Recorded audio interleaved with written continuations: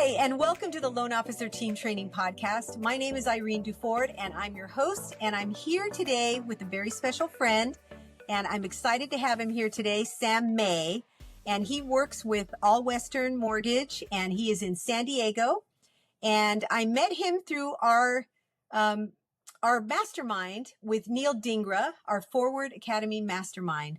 And so it's been really fun getting to know you, Sam. I just wanted to share you with everyone else because you have so many things to share that are good for people, for loan officers. And so welcome.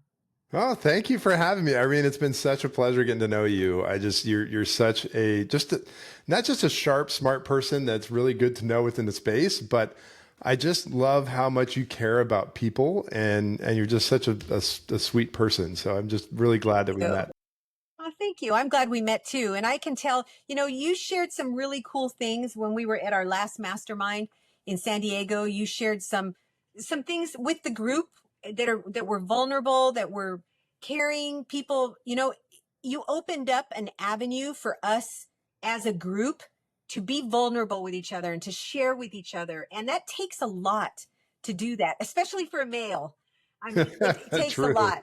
And we don't have to go into details about what it was, just the fact that you did that. And it really made a difference, and it made us closer as a group. And I'm just really grateful for you. And I wanted to share you.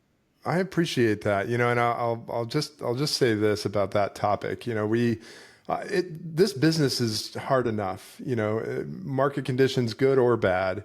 And, a lot of times we just kind of skate through and never really truly understand what the person sitting next to us is going through.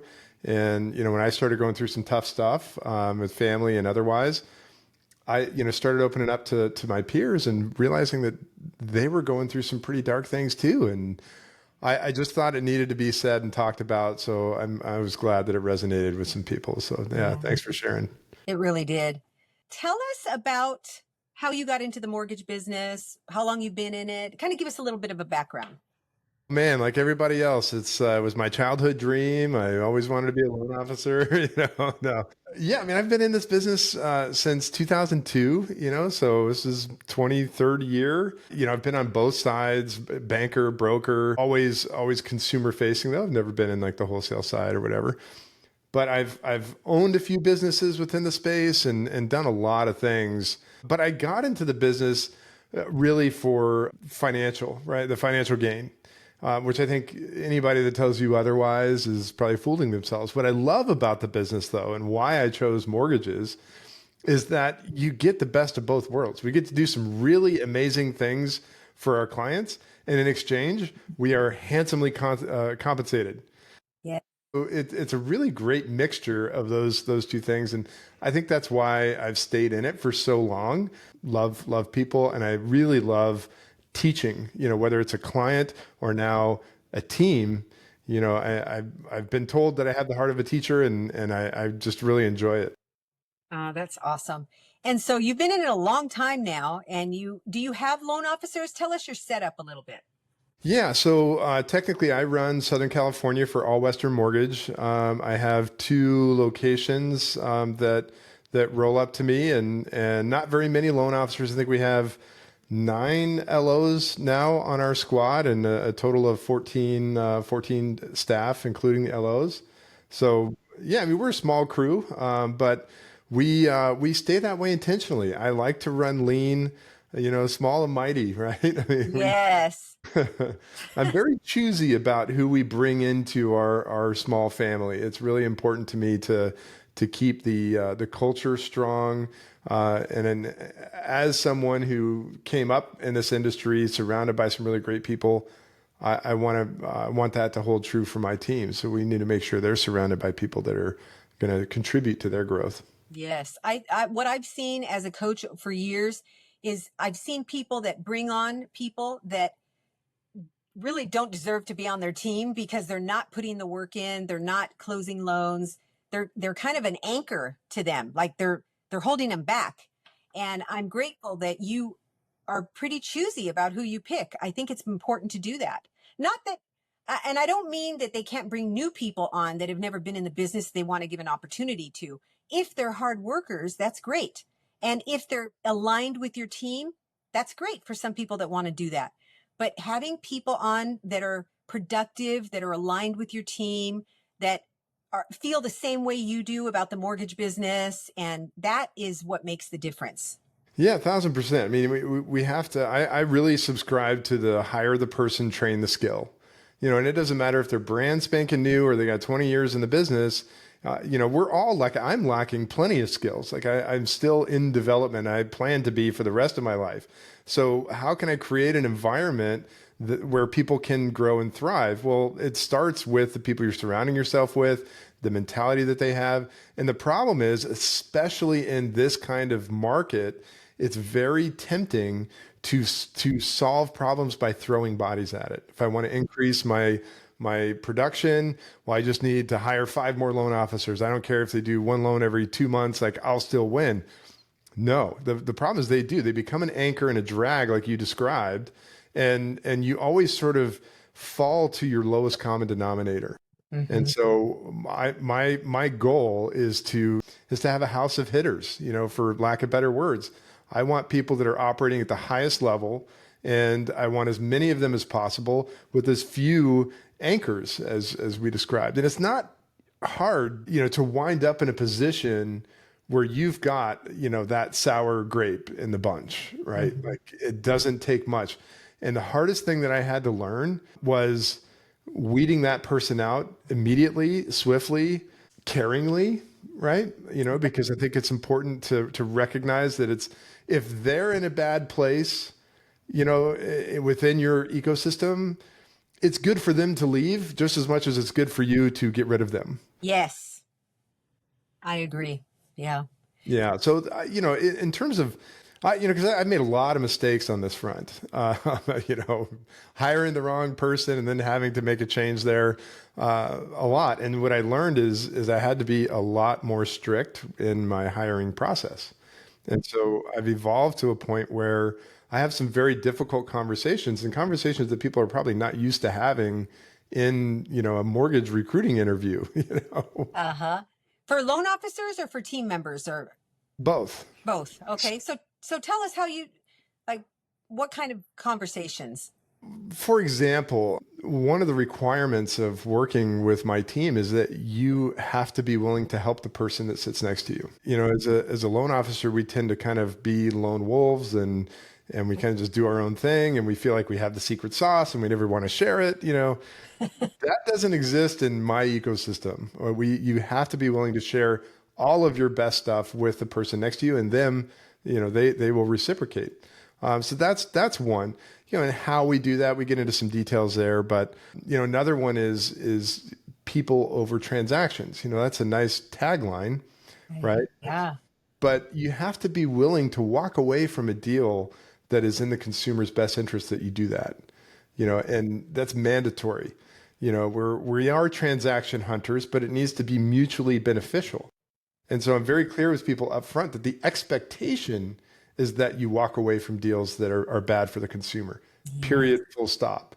I mean, there are others, but one of the factors that I really think about, and this is just me kind of gauging the other person on the other side of the table, is would I have this person over to my house for dinner?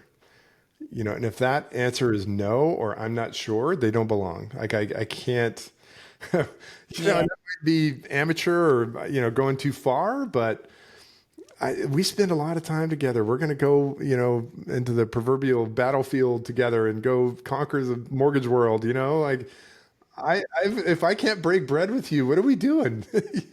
I agree 100%. And there's not enough managers or regionals like you that think about that.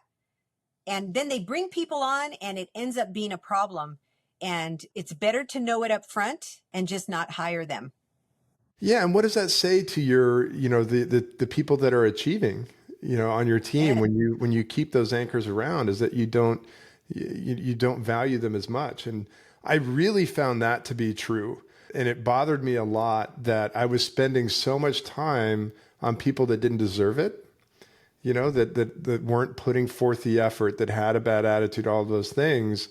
And that detracted from the A players I had that were that we're doing all the right things and following, my lead and really digging in their heels and doing the work. And Mm-hmm. I just felt so bad about that equation. And I'll never forget the first person that I had to let go, the relief I felt after. I'm like, wow, that is a feeling I'd like to have again. Yeah. Yeah. And you put it off for so long because you don't want them to be without a job, or there's things inside of us that, maybe our programming that we don't want to let someone go. That's the hardest thing I think for people to do, is let someone go. But when we look at it as letting them go and releasing them to be where they need to be with who they need to be with, knowing it's not you, that makes a big difference. Yes, I could not agree with that statement more. I mean, you're doing them a favor, like we were talking about before. You really are doing them a service. Yeah, there are other things too that that we consider when we're hiring. Trying to think of another example here. I mean, one actually I'll tell you is the phrase I use is "we're available when the business happens." I think that's kind of genuinely understood these days. That's kind of the life of the loan officer. But I think it needs to be said. And I'll just tell them, like, we work our asses off. We do. That's what it takes to be on this team. We're going to win, and that takes hard work, and we're going to do it. And, the expectations for response times and those kind of things. I lay this out well before we work together because I think it's important to set those expectations, not just for me, but for them too. Yes. When I'm They know stepping. what they're getting into. They know who they're aligning with, and it may not be a good fit for them, and that's okay. Yes. Not everybody is a good fit for us. Yes, and the value of hard conversations, not just in the hiring front, but also when it comes to referral partners, when it comes to clients, learning that craft, I think, has been the single most uplifting thing I've learned in my entire career. Mm-hmm. No question about it. Because this stuff festers and it lingers. And, for example, like we're an independent mortgage bank. We're competitive in the marketplace, but we're not the best rate. Right. I mean, anybody that claims to be the best rate is just full of it, anyways. But I quit hiding that. When I talk to a client, like I'll tell them, hey, we're not going to be the cheapest rate. We're going to add a ton of value. We're a great acquisition partner. Like Mm-hmm. that's how we're positioned in the market. There's a lot of ways that I can help you. Being the cheapest isn't one of them. So Mm-hmm. if that's what you're after, I would encourage you to go to your bank, hear where the pitfalls are with that, blah, blah, blah, right? We can go through that pitch. But point being, it really sets the tone from there. It's like, oh, okay, this guy's going to be straight with me. Yes. Yep. And I'm going to get a great experience for sure. Yes. Yep. Yes. Yeah, I believe in being upfront with people about things. When I was originating, because I originated for over 20 years, and when I was originating, I did that. I was upfront with people and I let them know we want to deliver such a great experience for you that you're going to want to go and tell all your friends and family, and you're going to want to refer them to us because that's how we take care of you. Yeah, and listening too is a big factor, right? I mean, it's one thing to say, hey, not the lowest rate and all those kind of things, but if I understand what motivates them, what they need, what the best outcome is for them, now Yes. I know how to fill that gap. And then you can really, like, I can say with confidence, hey, Irene, you said you don't have down payment. I've got the best down payment program around right now, and here's how that can help you. By the way, I'm not going to be the cheapest at executing, but I'm going to find you the best solution for coming up with low down payment, right? Mm-hmm. Done, Yes. done, done, done. So but I do the same thing with partners, with referral partners. And that was the final chip for me that kind of dropped was I was able to have those conversations internally with clients and then with teammates. And then I started deciding, you know what, like, why am I not having these same conversations with my referral partners? Mm-hmm. Hey, look, I appreciate that you send me and two other names to this client and that's what you do. That doesn't work for me. I appreciate what you're doing. I operate at a different level and I'm looking for people that are as bought into me as I am them. This one thing I think for me that I boiled down the heart of why a realtor refers me business Mm-hmm. is when they believe that the client has the best chance of closing if they send the client to me. Yes. And so that's what I started asking my referral partners is that's sort of the qualifier. hey, do you think that if you send this your clients to me that you have the best chance of closing them? If the answer is yes, why are you sending them to anyone else? Hmm. Why wouldn't you only send them to me? If the answer is no, then now I'm going into growth mode because I want to understand where I'm failing because I'm clearly not stacking up to the competition. So then I become more inquisitive and it's like, okay, I really appreciate the honesty. I want to understand and unpack that more. Please help me grow here. Like, tell me Hmm. where you think I can improve and get into like be ready and open and willing to accept that piece of humble pie you're about to get. Yes. Are they honest? Do you find that they're honest with you, or do they kind of tell you what you want to hear? Yes, that's a really good question. You get both, right? So I always try to frame the conversation first, right? It's like, listen, I want to have a really tough conversation with you, Irene.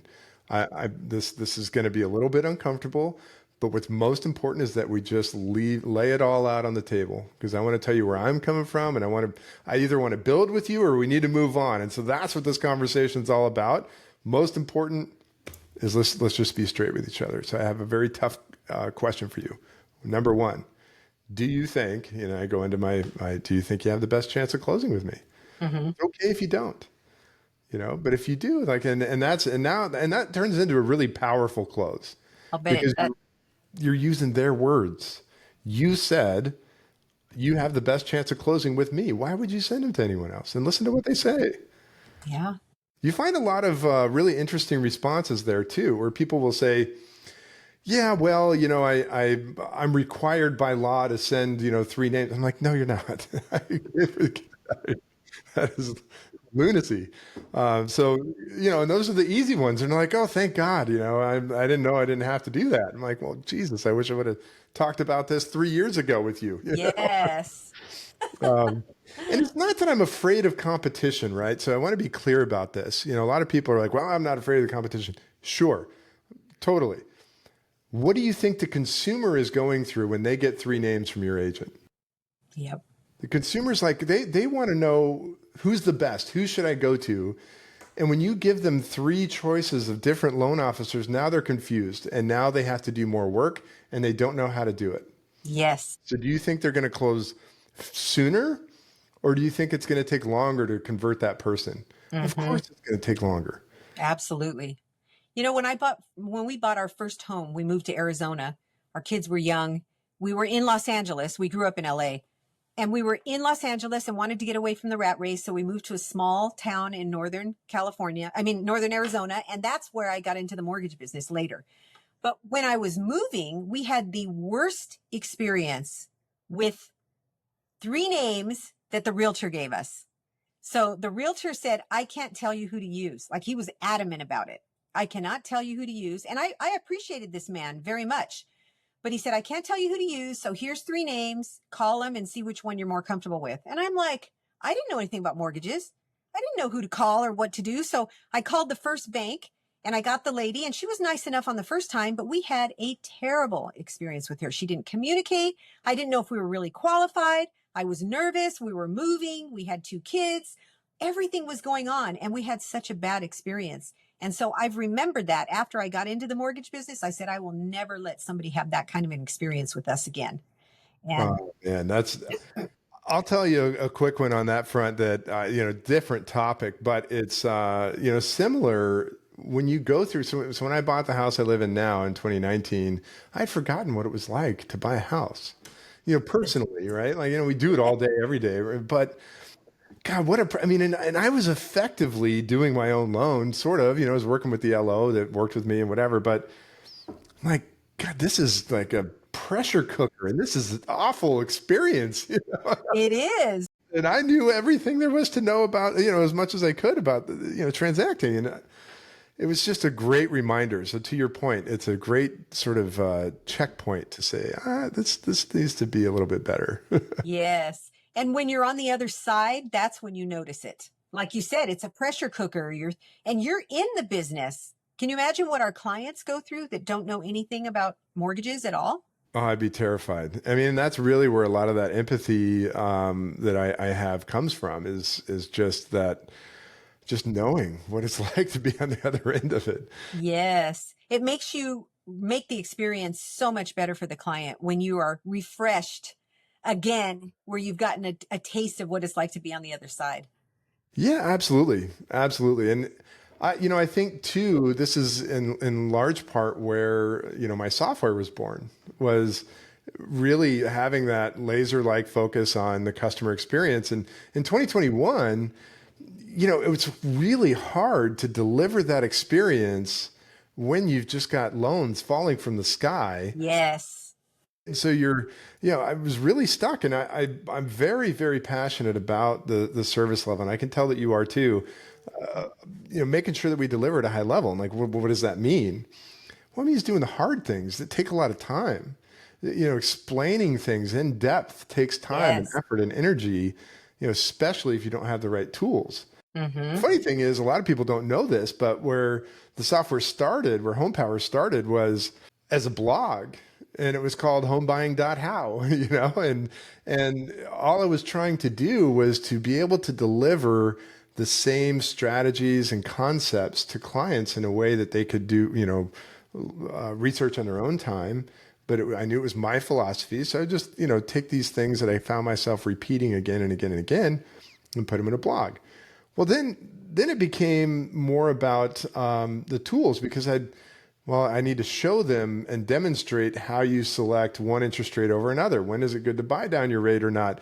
And so next thing you know, we have this house of tools that, I'm like, well, my partner now, he told me he's the one developing all this. He's like, this is starting to look a lot more like a tech platform than it is a blog, and since the software's more, but it really has a lot to do with, exactly that. How do we shorten the buyer journey? Because let's be honest, everybody knows that buying and owning a house is a good idea. Mm-hmm. So why does it take them so long from I think I'm ready to actually doing it? Mm-hmm. Most of it is fear, Yes. because they don't know what the heck they're doing, right? And Right. so that's the problem, the big problem that we set out to solve. And from a loan officer's perspective, I don't know about you, but the way I always kind of functioned as an LO was long first calls. Like I really wanted to go deep on the first call. Then I'd regroup and I'd go and strategize and I'd build these crazy spreadsheets, or I'd, create these PDFs or whatever they were. And then I'd send them to the client along with like an essay length email trying to explain some things. Right. And then I'd schedule another call. Well, what happens on that call? Well, on that call, we're going to go back through all that stuff that I just built and described and emailed and all these things. Right. And that process took about, measuring it, it took about 2 hours and 50 minutes per client, almost 3 hours Mm. per client. And I'm like, Jesus, it's limiting, puts a ceiling in place for what my earning potential is. It does. And And it's it's a not helpful to the clients either to have to spend that much time. Thank you for saying that. Not only is it not helpful time wise, but I mean, they're getting lost in these spreadsheets and documents and all this crap that people don't understand, And so that's really why I started, and the big problem here, Irene, is that you still have to give people choice. Yes. If they, you and me being in the business for so long, the trap that we fall into is within about 10 minutes of talking to somebody, you've got a pretty good idea what product, program, price structure, all those things they need to do. And so we just want to default to, I'm just going to send you this one thing and that's it, right? Well, if you do that, what I found is that my clients didn't feel like they had explored all their options, Mm-hmm. that they didn't know enough, and they didn't trust me enough yet, because we just met or whatever the case may be, Uh-huh. to just take my advice and run with it. Maybe that's because I'm a weak salesperson. I don't know, but I No, think it's that's not. human nature, right? I mean, I really believe that. Yes. And so what I've created is in, 3 minutes, you can price a loan, you can get it, build out 3 different scenarios for people and demonstrate to them why you're recommending one over another. Mhm. You On know, the screen.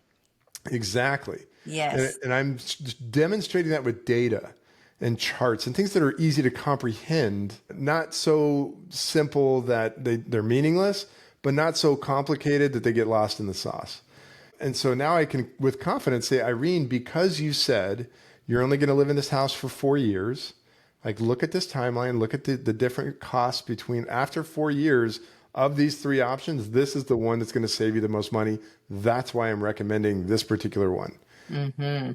If there's something you see here that is different from what we've talked about, that is attractive to you, tell me. But this is why I'm recommending. But doing that and having the ability to create that in 3 minutes, we call it the 11-minute legend. Create it in 3 minutes, and they do an 8-minute video. And they I just love the walk. video. Oh, Yes. got to, right? Mm-hmm. Got to. We found that first-time buyers, on average, watch our videos between 6 and 7 times. That's amazing. I thought it was an incredible statistic. And imagine as a loan officer, so if you're a loan officer that's not using video, this is one of many, but probably the most important. How many times, like if they've watched it twice, why is that? It's because they didn't get it the first time, because there's something, that they wanted to a refresher. Mm-hmm. So the question becomes, if they're watching the video 6 or 7 times, if I'm not using video, is the expectation that that person's going to reach out to me 6 to 7 times? Yes. That's crazy. They're never going to do that. Either that, or if they were to reach out to you, if they do reach out to you, that's a good thing. Not so much for you because you're on the phone. It's a lot more time consuming to do it that way. But if they don't reach out to you, that's worse because they don't get their questions answered. Yes, and they wait longer. Yes. Until they're frustrated. Yes. Yes. Yes, until the pain is so bad that they have no choice but to jump into the fear pool. Yes. And people want to know. They want knowledge. They want somebody to walk them through the process. And easier when it's 11 o'clock at night and they don't want to bother the loan officer, but that's when they have time to go through the video. That's And exactly right. as a mortgage advisor, you know that having a high-performing loan team is critical to building a successful business. But training them can be time-consuming, and it can detract from more important tasks like generating leads and growing your business. But that's where we come in. We created Loan Assistant Mortgage Training Bootcamp, a self-paced online course available immediately to train your team, including newer loan officers, on how to actually do mortgage loans. Our course takes them step by step through the process, from taking a complete loan application to creating effective communication with clients, referral partners, and team members. When they complete the class, they will have the training to be an asset to you and your mortgage business. Visit loanteamtraining.com and navigate to the Loan Assistant Mortgage Training Bootcamp tab to review our course details and enroll. With our training, you can confidently delegate and devote your time to growing your business even more. let's say I'm brand new to doing anything like this. I'm brand new to it. Walk me through it from a first-time person that's going to be creating a HOMPWR. What do you call it? A sheet, a HOMPWR. We call it the quote machine. The quote machine. I love that. Yeah, the I Home love Power that. Quote Machine. And Okay. that's our anchor product. If you've never used the product, Irene, so 75% of our product is free. We give away, we have a really fantastic open house tool. In fact, we're holding a contest this month. It's pretty cool. We have an approval letter generator that allows the loan officer to, basically create an approval and establish the buying power of the client. And so they can go in there and download their own letters and add an address, and so can the realtor. So it reduces some friction there for both sides. Mm-hmm. There's a digital business card where we can do lead capture, and I can put my Zoom links in there and that kind of stuff. All that stuff is free. And so, the only thing that people pay for is a quote machine. And that's where we've spent the majority of our time developing. And it's similar to some of your legacy products like Mortgage Coach or MBS Highway, and mad respect to those two guys, to Barry and Dave. They've pioneered the space for us. What we've done is effectively built on their foundation, right? We're taking those same concepts, making it faster for you to be able to deploy, making it easier for you to figure out how to, communicate certain strategies and those kind of things, and making it more digestible for the consumer. And we're just getting started on that front. I believe that our product is better than theirs. I mean, if I didn't, I probably shouldn't be selling it. But I thoroughly believe that, and that's based on not just my belief, but our users are saying the same thing. But it's a mission of how can I save loan officers time, reduce the tech stack, and help them get clients, new ones, through our open house tool and other means, and also, convert them at a better clip. It's very difficult, especially these days, to stand out, and it's only going to get harder. I mean, like the 90,000 loan officers that are left in our space right now, some would argue that we're down to 60 or even 50,000. These aren't jokers. Like we're down to the people that are good at their craft. Yes. And and let me tell you something. If you're still using spreadsheets and PDFs, number one, you're probably an amazing salesperson, because that's not the winning formula these days. Yeah. But you're competing against people that are using some really advanced softwares, and it makes it tougher to win. And so anyway, so that's what HOMPWR is designed to do, is to save you time, and it's designed to really help you deliver at a higher level for your clients and convert them at a better clip, because you're delivering at a high level. That's so awesome. And you're not just delivering at a high level, but you're educating them at the same Yes. time. You're giving them the choice out of the three in a way that's easy for them to understand. I love that you use that term, and this is, because we surveyed a ton of loan officers, and that is the most common answer that I get to the question, how do you serve at a high level? What is it that you do to try and stand out? How would you describe yourself? The answer is always, I'm an educator. I educate, educate, educate. And educating with an LE, versus, Yeah. a spreadsheet versus, it's rough, Yeah. No, and doing it on video too, so they get to see your face, they get more comfortable with you. Yes. That really makes a difference. And I have a tip for people out there. And, you and I both, being in Neil's program, it's all about video, or that's a lot of it. The mastermind is certainly a lot deeper. But, I struggled with that too. Like, I used to be very nervous on camera, and I don't remember where I heard this. It is not an original idea. Somebody suggested it to you. Might have even been Neil. Is text your family members instead of texting your family, like your spouse, your, siblings, whatever. Break out your phone and send them a video message instead, and just get used to talking to the camera. Good idea. Yeah, man, it really helped. It helped me a ton. So I highly recommend it, because there's no better way to communicate in this day and age. If you're not doing that, you must, absolutely must. It's true. And one of the things that I learned early on from my friend Roberto Monaco, I don't know if you know Roberto, but he has a company called Influenceology, and he teaches people how to do presentations. And one of the things that I learned from him is it was so simple. We were at at one of his events. It's called Influencing from the Front. And he said, people don't want to get on camera because they're afraid of what they look like, or they don't want people to see what they look like. And, that's what you look like. He said, when you go out to the store or to a restaurant or wherever you're going, that is who you are. That's what you look like. So don't be afraid of it. That's who people see every day. And I went, that makes sense. Oh, it's so good. What's another one to build on that is what Neil talks about when, you're on the Zoom calls or whatever, and people are so worried about what they look like. And Neil's like, nobody's paying attention to you. Like, everybody's sitting on that call looking at themselves. The litmus test there is, he's like, well, tell me what I wore. And then he's an easy one, because he's always wearing, like me, he's always in the black and whatever. But it's like, tell me what Irene was wearing in the last Zoom call. And it's like, I don't know. Did she have her makeup on? Was her hair fixed right? Nobody cares about that except ourselves. Yes. We're just getting in our own ways. Yeah. So HOMPWR, I love it. When you first told me what you were doing, I asked you about it the last time we got together, and you gave me a good walkthrough, and I just love what you're doing. I love how you're making it easier for loan officers and the consumers, the clients, and the realtors. Because Yes. do you copy the realtor on it so that they see as Oh well? man. Yes, I always do. And what's great is we've studied this, and 1 out of every 3 times that we send a quote with a video and we copy the agent, 1 out of every 3, either the client or the agent gives us a raving response, what we call a raving response. We're like, oh my gosh, this was so helpful. Thank you so much.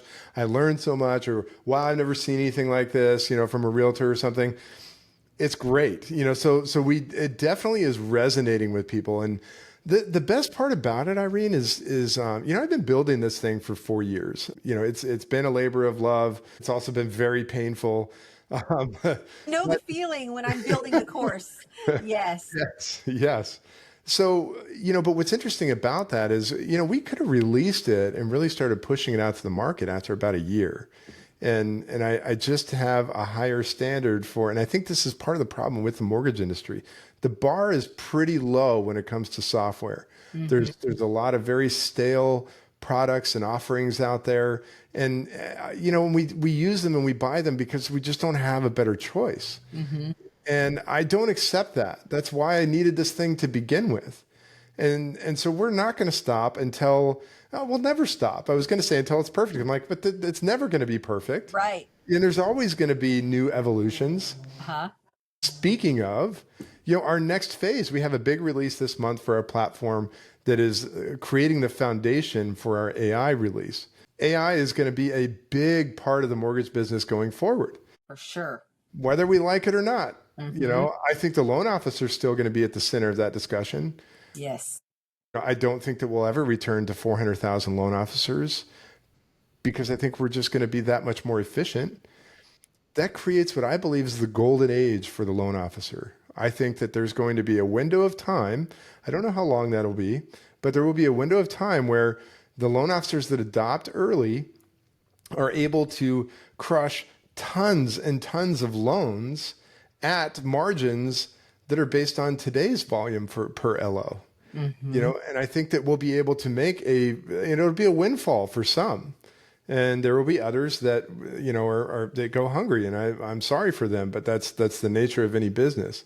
But I think our focus when it comes to AI is how can we, again, help loan officers with the mundane tasks and the things that just detract from the core essence of what we do, and give them more face time with their clients, whether it's Zooms or otherwise or whatever. Basically reducing the friction of what it means to produce a loan. Once we're through that, and that's going to be a serious undertaking. Once we're through that, then we'll focus on how we can actually help the consumer through AI and take it to yet another level for the loan officer. But I'm really excited about that part of our future because it's very painful to do all the things that we do as loan officers, as marketers and accountants and salespeople and business development and all the hats that we wear. Oh yeah, and by the way, we have to know guidelines, right? Yes. Guidelines, compliance, all that stuff. Yes. If we can streamline some of those things and just keep us in our zone of genius, that's where I really am focused on carrying HOMPWR into the future. I love that. I love your idea. I love that you've worked on it, that it's a labor of love. Like you said, it gets painful. When I created the loan team training, the first course we have ever done, it's our signature course called WOW Training. It was like having a baby is what I told people. It was like having a baby. It was like carrying it for 9 months and then labor and, the pain and all that stuff. And I created it when I was having some health issues as well. Oh, man. And so it held me back. So it was a work in progress before I actually got serious about releasing it for like 3 years. Wow. Literally. And I wish I had done it sooner, but I was doing the best I can. And now it's there. But it makes you appreciate it more. Just like when you have a baby as a mother, and I always call it like having a baby because you're birthing this new tool, this new way that's going to help people. And that's what you've done with HOMPWR. Yeah, it's very true. And I love the analogy of the baby too for a number of different reasons. But one being, we want the best for our kids, right? Like, yes.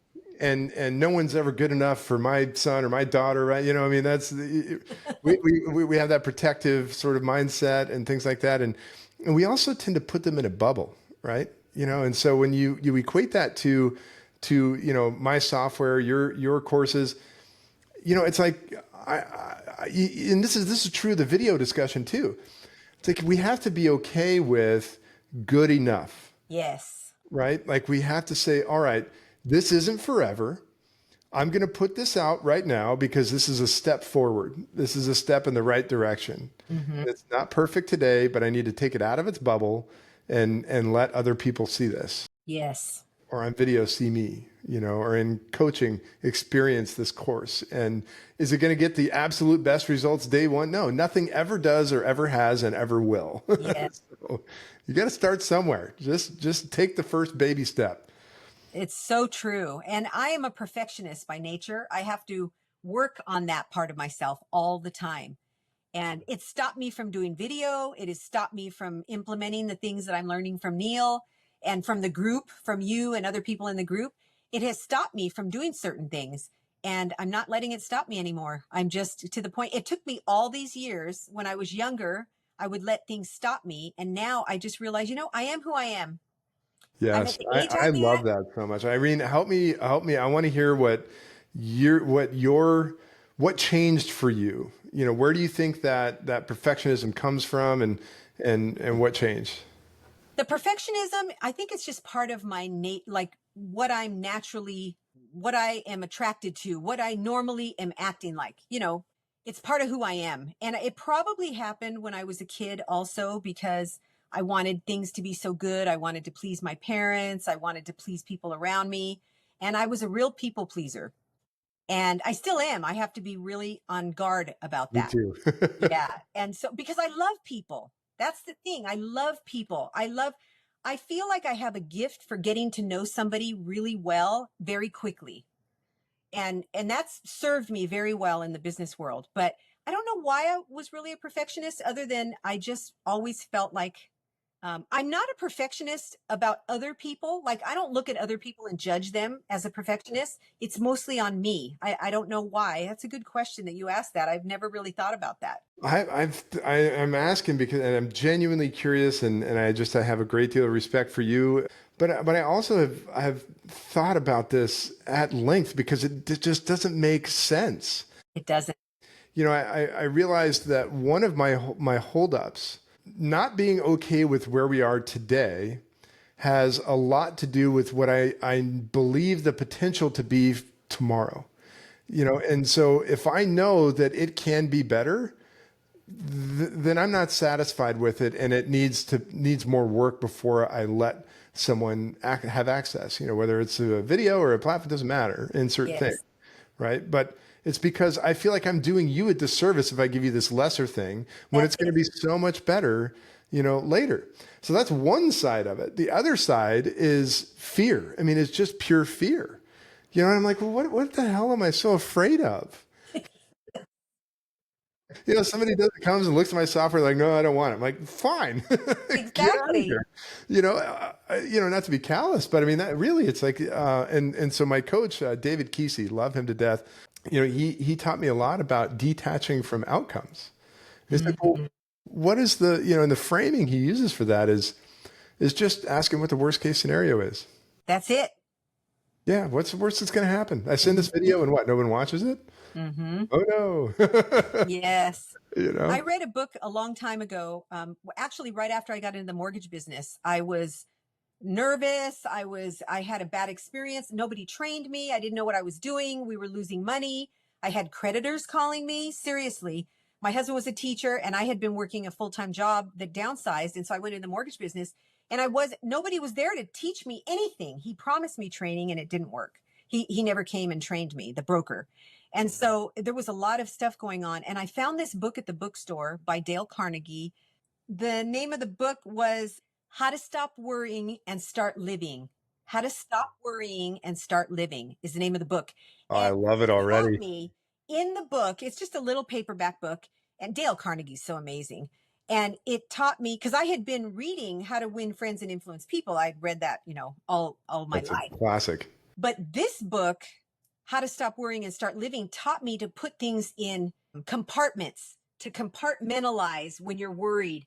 And he also taught what is the worst that can happen, literally. And he takes you through an exercise. What's the worst that can happen? So is anyone going to die? And if they do, how is your life going to turn out? What's the worst thing that can happen? And I realized I'm worrying about things that I don't need to be worrying about. Absolutely. And this is, kind of winding all the way back to what we were talking about with hiring the right person, with firing a partner, or whatever that situation calls for. I mean, that is exactly what you just said is exactly how every one of those conversations should start. In your head, what's the worst thing? What's the worst outcome here? I Yes. even started doing this in my marriage, and not to get all weird about like bringing business into the marriage. No, No, it's all interrelated. totally. And asking my wife when she has a concern about something or whatever, it's like, well, what's the worst thing that can happen?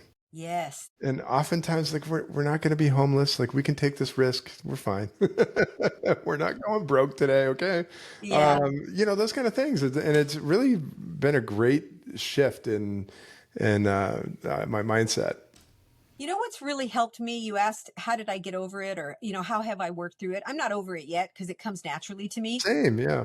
But, and for all of us, but what really helped me, and I hate to even admit this, but it's the truth.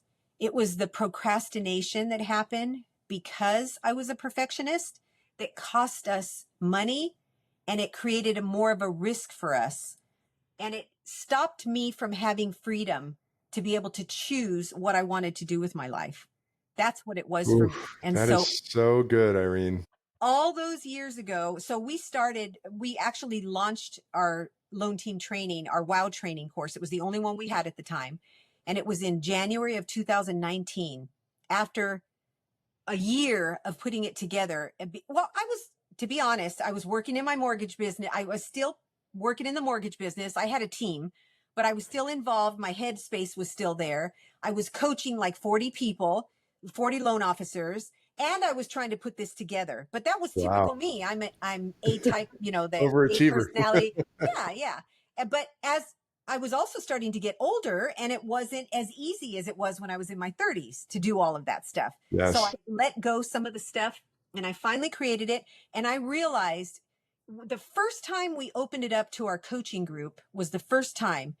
And we had 19 people sign up for the first course.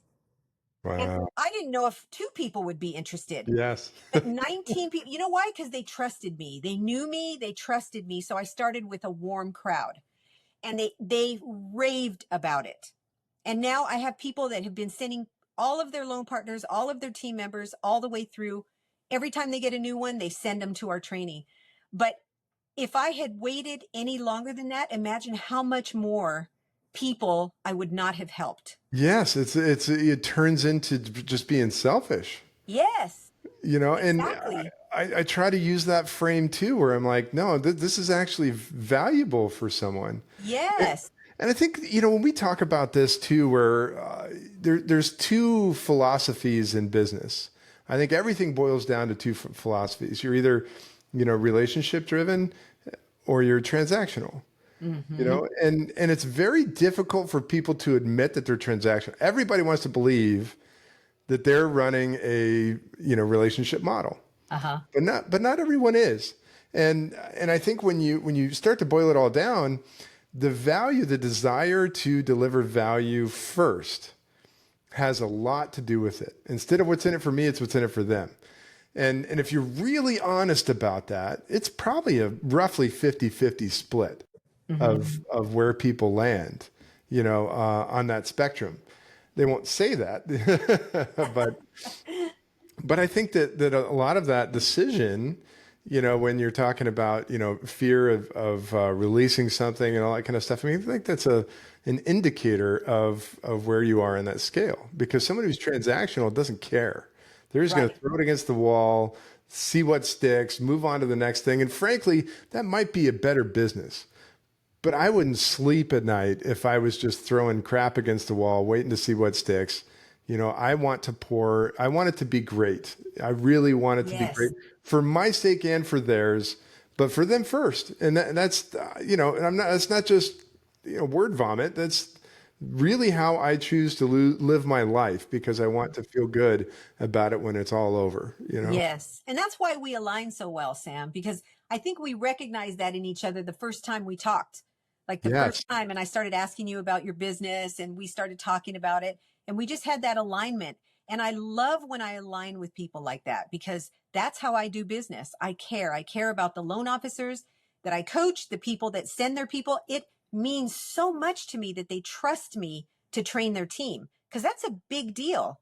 It's a huge deal. Well, and I'll tell you, Irene, like, and I feel the exact same way about you. And I have to credit Neil for creating that environment. You know, the Yes. Forward Mastermind is packed full of people like you and me that Yes. see the world the same way and just want to help each other and just want us all to win and do better together as a community. And I've never seen anything like it. I mean, you know, same thing. There's a lot of lip service around the things that we're talking about out there, but to see it in the real world and practice and enjoy the benefits of being in a community like that it's so rare. It's Yes. incredibly And rare. what I love about it is that there's people from different walks of life also. Yes, he focuses on mortgage and real estate. But there's realtors in there, there's mortgage people in there. There's a few of us outliers that are, you know, I have my training company. There's a few insurance agents. There's even somebody that does Rolex watches and, you know, Yeah. all these little things that are different. There's not too many of us that are not mortgage or real estate. And that almost stopped me from joining. I had a conversation with Neil and Trevor both and said, should I even join? Because I am I'm not a mortgage originator anymore. And they said, yes, you'll get value. And boy, they were right. Amen to It that. is so I'm good. giddy about this next Forward event coming up. I Me get excited too. every time. I'm ready to go. I cannot wait. July, here we Yes. come. It's going to be great. Yeah, totally. Yes. To get that many people in a group that all align together, it is a mission for him. Yeah, it He is. said it before, but it is a mission, and I can feel that when I'm around him. You can feel it and you can see it in his work. And I don't know that I've personally worked alongside anyone in my whole career that executes at the level that Neil does. Like it's if he didn't love what he did or was passionate about it, there's no way he could do what he does. And a lot of people don't believe. They think that like, oh, there's this massive team behind you. Oh, there's all these people. No, like it's a couple. Like yes, he has a team. His team is fantastic too. But when you're looking at the production, when you're looking at the content that he puts out, the emails, the Zoom calls, the effort to corral all these speakers, which is no small feat. It is impossible to even get in front of some of these people. He's doing all of it, and I've watched him do it. He stayed at my house one time, and we came home. I think we were at a dinner or something. I can't remember what it was. We came home. It was like probably 11:30 midnight, maybe something like that. Mm-hmm.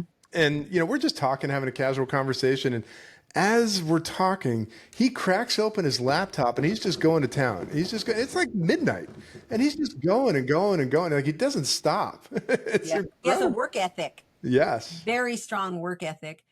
My dad was an immigrant, and he Okay. came Where here did he immigrate from, if I can from ask? Mexico. From Okay. Mexico, and he didn't speak English when he came when he was young. And he raised me with an immigrant mindset. And I think that's what Neil has. He has Yes. an immigrant mindset, even though, he wasn't the immigrant, he still comes from an immigrant mindset. And I think that's why I align so well with him as well, because the work ethic, you can't Yes. beat it. Yeah. Yeah. My Sometimes you roots can work are too much. You have to be careful too. totally agree with that. And my roots are from the South, and Uh-huh. farmers and Oh, people that yeah. worked 7 days and 12 hours and all, cattle ranchers and raising horses and all those things. Uh-huh. Same thing. It's ingrained in your DNA that, It is. no, we work. That's what we do. Yes. Yep. And you help people. That's the Yes. other thing. It's the same way. You help people and you work, and you'll be successful. Everything else will fall into place when you do that. And it does. I've had to learn and also teach other people that you don't have to work 24/7. There is a way to do it with a team, but like a mortgage originator, they don't have to work all those hours as long as they have somebody they can trust on their team that does that, that Ooh, that's that good. picks up the difference. That's the key to not working and having freedom to go build your business, is having the right team, not just a team, but the right people on your team. Yes, God, you could replay that again and again. Another consideration there is being honest about the level of commitment that you have and the amount of hours that you're willing to give. I don't judge for that stuff. Me The neither. the only request I have is that you're honest with yourself about it. If you're going to work 30 hours, well, let's make that the best 30 freaking hours that we can. Exactly. If it's going to be 50 hours, well, let's make sure you're sleeping well at night. Let's make, if it's going to be 70, like, let's get some IVs and some vitamins and, but you have to be real about it. You have to be honest with yourself, and absolutely you have to have the right people that you're surrounded with, which is why, Irene, I am proud to be associated with you. And that's how I feel about you, Sam. It's just been great to get to know you. And I appreciate you being here today and sharing all the things that you shared with us. So where can people find you about HOMPWR and about you in your mortgage business? No, thank you for that. Best place to go is Instagram at Lone Guy SD is in San Diego. So Lone Guy SD. That's my handle. And you'll see my digital card in there. You can connect with me, schedule calls, do all those things. HOMPWR, if you're a loan officer that's looking to upgrade your toolbox and try to get some more conversions, that's HOMPWR.com, HOMPWR.com. And we're doing a contest. Irene, I'll close with this. So, the industry's been hard for a lot of people. There are a lot of people that don't have the financial resources to do lead generation, to do marketing, to do all these things. So at the end of June, we're kicking off a contest, and we've brought in myself and Jade Buckley, who is at the Mortgage Kitchen, if you guys are unaware. Great guy. So we brought in influencers from across the industry. This includes people like Neil, his brother Arjun, Lauren Lucas is going to participate in this thing. He's an AI expert. Wow. Yes, yes. Jeff Zemfer, who's a master at getting, doing presentations for loan officers or for realtors. Kai McBride, like a number of people, Sharon Srivatsa, Kevin Sturdivant. Like we brought in as many people as we possibly could to do a free contest so we can teach LOs how to lead gen without dollars in the most efficient and easiest and simplest way that's repeatable, that they can build their business and their partners at the same time, get leads and partners, right? And then we're going to give away a little bit of cash at the end. We're going to give away a bunch of other stuff. But the whole goal is, how can we bring all of these brilliant minds together, add some value to the community, help them build their business.